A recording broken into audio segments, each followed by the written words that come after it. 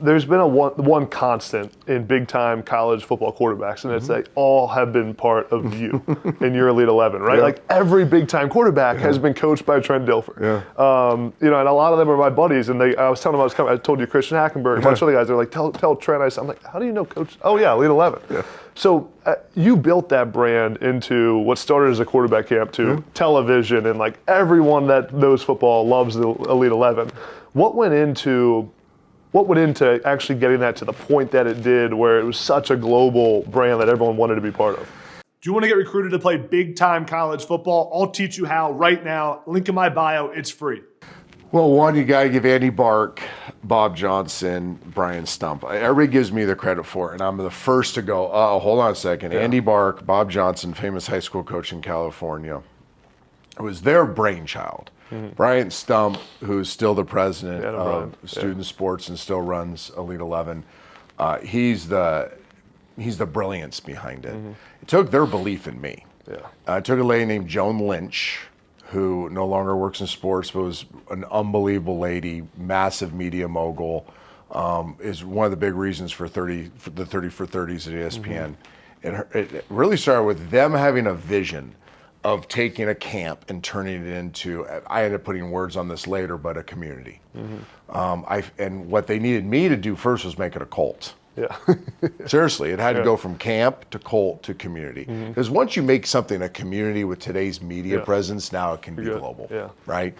So it was the kind of their vision. They interviewed Gruden first, so I was the second choice, which I love.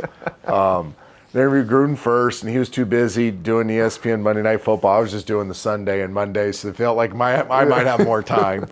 And they brought me in like, hey, we don't really know what this means. We just think that you can do this. And I said, oh yeah, I can do this, because I have passion for something like this. Now, man, I was coming out of playing, I was doing TV, I was looking for a passion project in the spring, and this became the passion project. And I said, okay, it's already got a really good, it has brand value. It's had impact too. Like, it wasn't cheesy. Like, if you talk to the Breezes and the Rodgers and the Roethlisbergers and those guys that went through it as the camp, they said, yeah, it's really good. Like, it's a good thing. It's better than your typical camp. How do we make it a cult and a community? And really, it just became... You guys know I love football. And this football season, I've been trying to find a new way to bet on sports. I'm sick of using casinos, the traditional way to do it. And I found the best way to do it, had to tell you guys about it. It's on Cut. Cut is the game-changing social betting platform. Look no further. This is where you gotta be. It's a peer-to-peer betting playground. So put your money where your mouth is. It's time to fire on sports on the best new app. I've been looking for a long time, and I found it. It's on Cut. Use my promo code ADAMB and get a 10% deposit match at cut.com. That's cut.com, Kutt.com. Use my code ADAMB for a 10% deposit match when you deposit money. Connecting with kids, right? People go, no, it had to be bigger than that. No, it was just connecting with them. It was having true evaluations. So there were years where I would watch 700 high school quarterbacks highlights, and I'd watch 50 full games. You know, once you kind of know, a highlight simply their ceiling. Like, just for you recruiting guys, you can watch a highlight, all you're really seeing is their ceiling. They're not putting it out there if there's anything bad on it, right? But then we'd go and we'd watch, okay, here's their ceiling, what's their floor? So you get that from a full game or a couple full games. But I would spend hundreds and hundreds of hours watching high school tapes. The kids, again, felt like I cared. There was a connection when we brought them into the regional camps where you really have your reach with them. It wasn't just a cattle call.